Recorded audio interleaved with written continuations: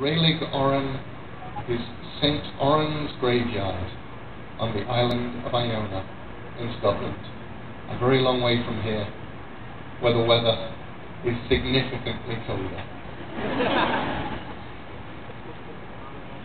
When St. Columba landed on the island of Iona, his friend Oran landed with him, though some say St. Oran waited in the shadows of the island, waiting for the saints to land there.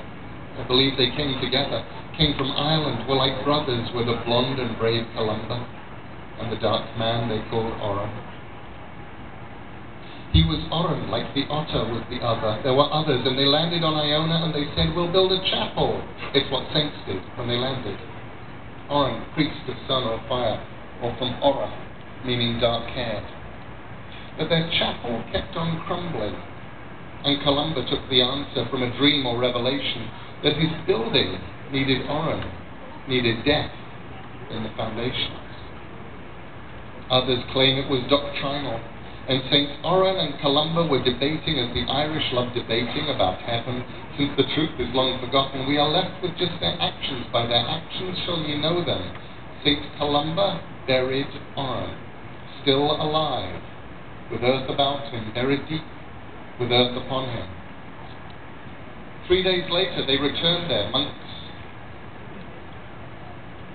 3 days later they returned there, stocky monks with spades and mattocks, and they dug down to St. Oran so St. Columba could embrace him, touch his face, and say his farewells.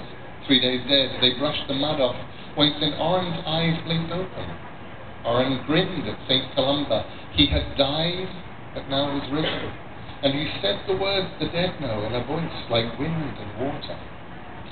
He said, "Heaven is not waiting for the good and pure and gentle. There's no punishment eternal. There's no hell for the ungodly, nor is God as you imagine." St. Columba shouted, "Quiet!" and to save the monks from error, shoveled mud onto St. Oran. So they buried him forever. And they called the place St. Oran's. In its churchyard, kings of Scotland, kings of Norway, all were buried on the island of Iona. Some folk claim it was a druid priest of sunlight that was buried in the earth of good Iona, just to hold the church foundations. But for me that's much too simple, and it libels St. Columba, who cried, "Earth! Throw earth on Oran! Stop his mouth with mud this moment, lest he bring us to perdition." They imagine it a murder, as one saint entombed another underneath that holy chapel.